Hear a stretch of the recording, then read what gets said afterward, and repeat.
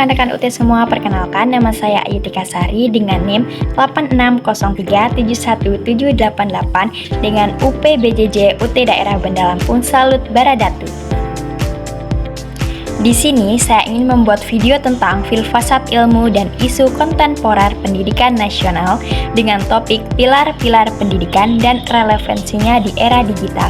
Sekarang ayo simak ya penjelasan saya.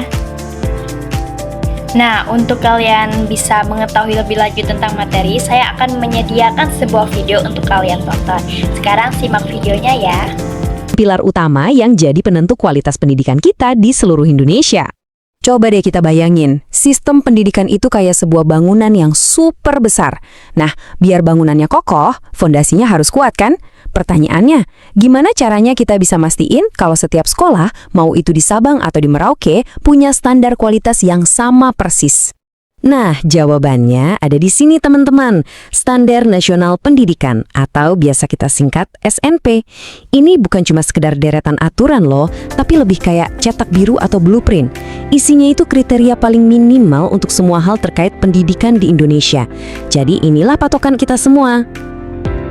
Nah, untuk materi yang pertama, di sini saya ingin menjelaskan tentang makna pilar dalam konteks pendidikan sebagai dasar atau tiang penguat sistem pendidikan. Oke, teman-teman semua, di sini saya ingin menjelaskan materi satu ya. Nah, dalam konteks pendidikan itu, istilah pilar berarti dasar, penyangga, atau tiang utama yang menjadi kekuatan dalam membangun dan mempertahankan sistem pendidikan. Nah, seperti tiang pada sebuah bangunan yang membuat bangunan tetap kokoh, pilar pendidikan juga berfungsi menopang proses pendidikan agar tujuan pendidikan dapat tercapai dengan baik. Nah, berdasarkan kajian dalam modul filsafat ilmu yang saya baca, pilar pendidikan dapat dipahami sebagai nilai, prinsip, atau unsur pokok yang menjadi landasan dalam pelaksanaan pendidikan. Nah, pilar ini membantu menentukan arah pendidikan, cara belajar, hubungan guru, dan peserta didik hingga tujuan akhir pendidikan itu sendiri. Nah, dalam pendidikan, pilar ini itu sangat penting karena tanpa dasar yang kuat, proses pembelajaran akan mudah kehilangan arah. Nah, pendidikan tidak hanya bertujuan memberikan ilmu pengetahuan, tetapi juga membentuk karakter, moral, keterampilan, dan cara berpikir peserta didik. Nah, oleh karena itu, pilar menjadi pedoman agar pendidikan berjalan secara teratur dan bermakna.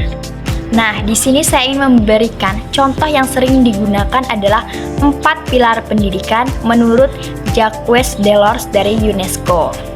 Nah, yang pertama itu learning to know, belajar untuk mengetahui. Nah, peserta didik belajar memahami ilmu pengetahuan dan mengembangkan kemampuan berpikir. Contohnya, siswa belajar IPA untuk memahami proses daur air dan fenomena alam. Nah, selanjutnya yang kedua yaitu learning to do, belajar untuk melakukan. Nah, peserta didik mengajarkan atau pendidikan ini mengajarkan keterampilan agar peserta didik mampu menerapkan ilmu dalam kehidupan. Contohnya, siswa ini melakukan percobaan sederhana tentang penguapan air di kelas. Nah, selanjutnya yang ketiga ini learning to be, belajar untuk menjadi diri sendiri. Nah, pendidikan ini membentuk kepribadian, rasa percaya diri, tanggung jawab, dan karakter. Nah, sebagai contohnya, siswa belajar disiplin, jujur, dan percaya diri saat presentasi di depan kelas. Nah, selanjutnya yang keempat, learning to live together, belajar hidup bersama. Nah, pendidikan ini mengajarkan kerjasama, toleransi, dan menghargai orang lain.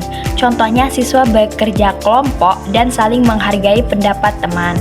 Nah, selanjutnya, secara filsafat ilmu, pilar pendidikan juga berkaitan dengan dasar berpikir tentang yang pertama, apa tujuan pendidikan, yang kedua, bagaimana manusia memperoleh ilmu, dan yang ketiga, bagaimana ilmu itu digunakan dalam kehidupan.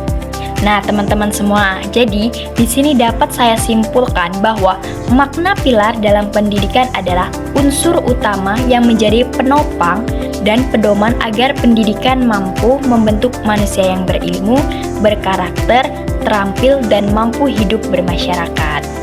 Nah, teman-teman semua, di sini kita akan masuk ke materi yang kedua ya, yaitu prinsip dasar pendidikan menurut Ki Hajar Dewantara, yaitu Ing Ngarso Sung Tulodo, Ing Madya Mangunkarso, dan Tut Wuri Handayani. Nah, untuk lebih jelasnya, kalian bisa simak video berikut ini. Ki Hajar Dewantara adalah pelopor pendidikan nasional Indonesia. Pada tahun 1922, ia mendirikan perguruan Taman Siswa di Yogyakarta dengan tujuan memberikan pendidikan bagi seluruh rakyat tanpa membedakan status sosial. Di masa penjajahan, pendidikan hanya terbatas untuk kalangan tertentu. Ki Hajar memperjuangkan hak belajar bagi pribumi agar bangsa Indonesia memiliki pengetahuan, karakter, dan kesadaran kebangsaan. Filosofinya terkenal. Ing Ngarso Sung Tulodo, Ing Madya Mangunkarso, Tut Wuri Handayani.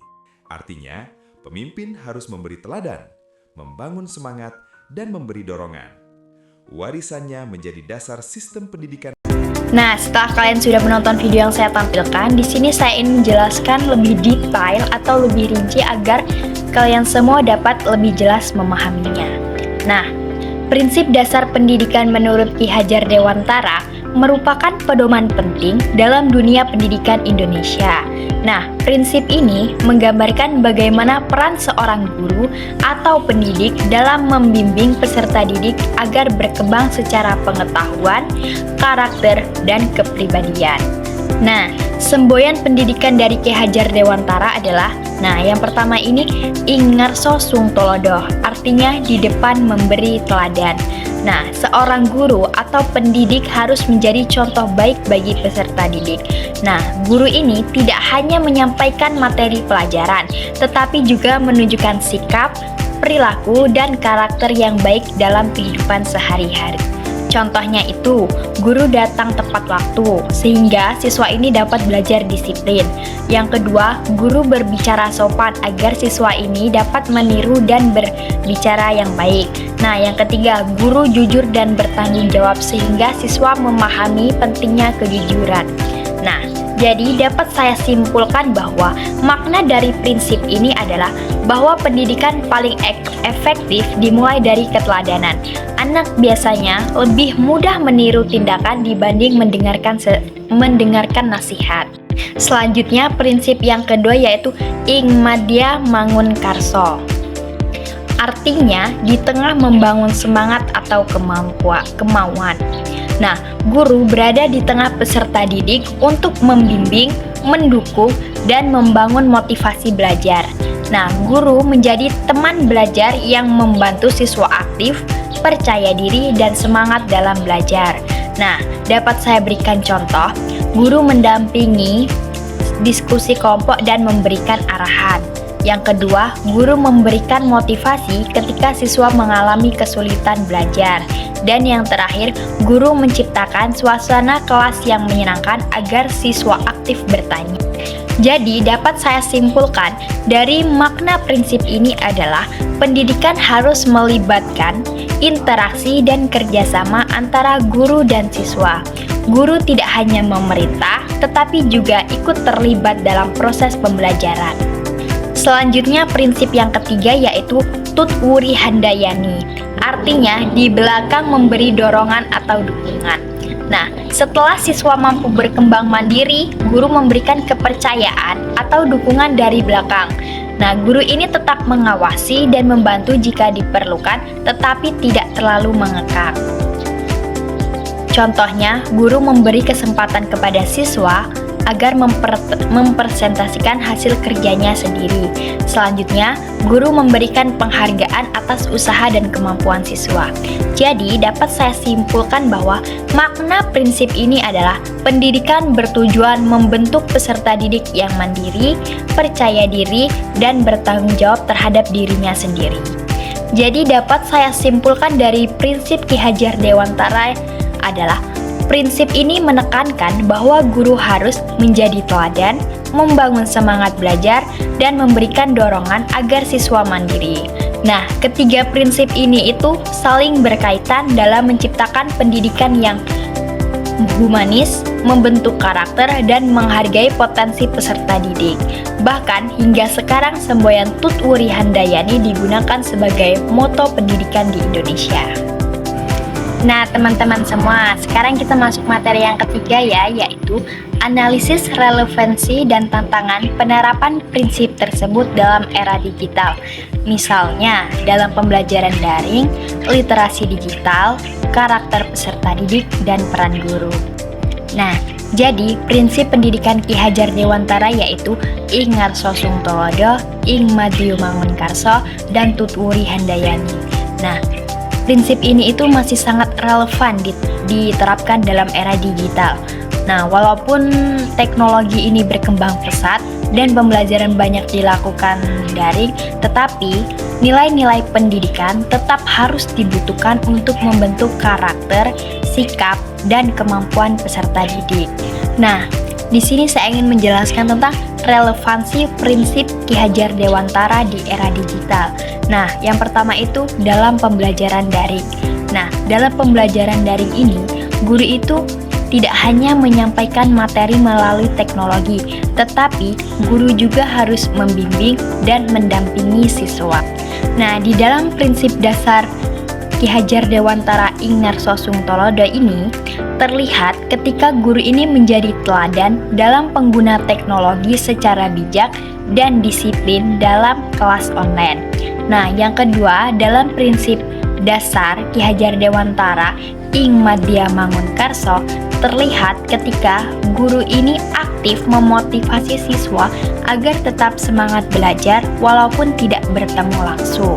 Dan yang prinsip yang ketiga Ki Hajar Dewantara yaitu Tut Wuri Handayani terlihat ketika guru memberi kesempatan siswa belajar mandiri melalui internet tetapi tetap memberikan arahan dan dukungan. Nah, hal ini itu menunjukkan bahwa prinsip Ki Hajar Dewantara tetap sesuai digunakan walaupun proses belajar berubah menjadi digital. Selanjutnya, dalam pembentukan karakter peserta didik. Nah, walaupun teknologi memberikan kemudahan belajar, tetapi perkembangan digital itu dapat memengaruhi karakter peserta didik, seperti kurangnya disiplin, kecanduan gadget, menurunnya sopan santun, dan kurangnya interaksi sosial. Karena itu, prinsip Ki Hajar Dewantara tetap relevan untuk membentuk karakter siswa agar bertanggung jawab, mandiri, menghargai orang lain, dan bijak menggunakan teknologi. Nah, selanjutnya yaitu peran guru dalam penerapan prinsip Ki Hajar Dewantara di era digital. Berdasarkan prinsip Ki Hajar Dewantara, guru itu memiliki beberapa peran. Yang pertama, guru sebagai teladan atau Ing Ngarso Sung Tulodo. Nah, guru ini harus menjadi contoh dalam penggunaan teknologi yang positif, komunikasi yang sopan di media digital, disiplin dalam pembelajaran daring, dan sikap bijak dalam menyebarkan informasi. Nah, contohnya itu, guru itu tidak menyebarkan berita hoaks, terus menggunakan bahasa yang santun saat mengajar online, dan menunjukkan etika digital yang baik agar ditiru siswa. Selanjutnya, guru yang kedua, guru sebagai motivator atau Ing Madya Mangunkarso. Nah, guru ini berperan membangun semangat belajar siswa di tengah perkembangan teknologi yang sering membuat siswa mudah bosan atau terdistraksi. Contohnya guru ini membuat pelajaran interaktif, memberi motivasi ketika siswa kesulitan belajar dan menciptakan suasana belajar yang menyenangkan. Nah, guru ini tuh membantu siswa tetap aktif dan percaya diri dalam belajar. Selanjutnya yang ketiga, guru sebagai pembimbing dan fasilitator atau Tut Wuri Handayani. Nah, guru ini memberikan arahan dan dukungan agar siswa mampu belajar mandiri menggunakan teknologi. Contohnya, membimbing siswa mencari sumber belajar yang benar di internet, mendukung kreativitas siswa membuat proyek digital, dan mengarahkan penggunaan media sosial secara positif. Nah, di era digital ini tuh, guru itu menjadi satu-satunya sumber ilmu, tetapi menjadi fasilitator yang membantu siswa menemukan dan memahami informasi. Nah, selanjutnya di sini saya ingin menjelaskan tentang tantangan penerapan di era digital. Nah, tantangannya ini tuh banyak ya dari berbagai arah. Nah, yang pertama itu kurangnya interaksi langsung. Nah, pembelajaran daring ini membuat hubungan sosial guru dan siswa menjadi terbatas, sehingga guru itu lebih sulit memahami kondisi dan karakter peserta didik. Selanjutnya yang kedua, rendahnya literasi digital. Nah, nggak semua siswa itu maupun guru mampu menggunakan teknologi dengan baik. Banyak peserta didik yang masih mudah percaya informasi palsu atau menggunakan internet secara tidak bijak. Selanjutnya yang ketiga, menurunnya karakter dan disiplin.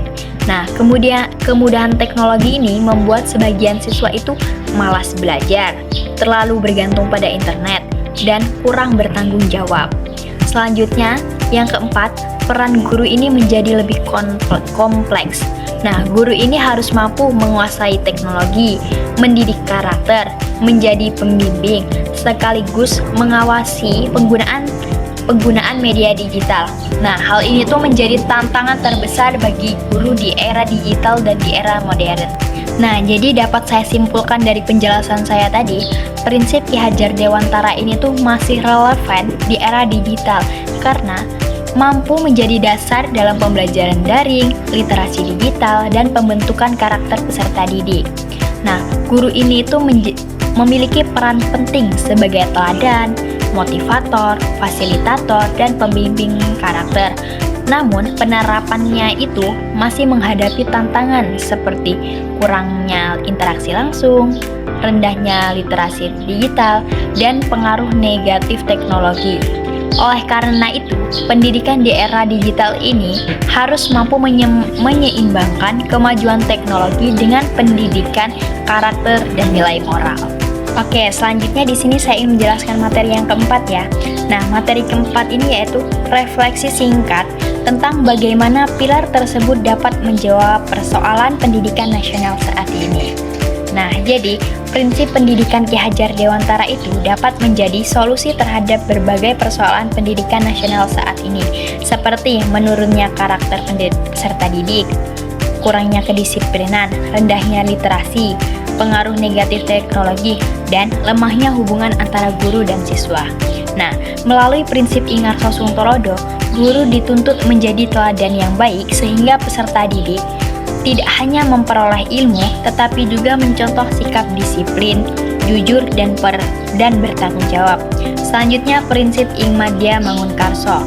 Nah, prinsip ini membantu menciptakan pembelajaran yang aktif dan memotivasi siswa agar lebih semangat belajar. Selanjutnya, Tutwuri Handayani mendorong peserta didik menjadi mandiri, kreatif, dan percaya dalam menghadapi perkembangan zaman dan teknologi. Nah, selanjutnya, dalam kondisi pendidikan saat ini, penerapan prinsip tersebut sangat penting karena pendidikan itu tidak cukup hanya berfokus pada nilai akademis, tetapi juga harus membentuk karakter dan kemampuan sosial peserta didik. Nah, jika diterapkan dengan baik, pilar pendidikan Ki Hajar Dewantara ini dapat membantu menciptakan pendidikan yang lebih humanis, berkarakter, dan sesuai dengan kebutuhan generasi di era digital. Jadi sekian penjelasan materi dari saya akhiri. Wassalamualaikum warahmatullahi wabarakatuh. Saya ucapkan terima kasih.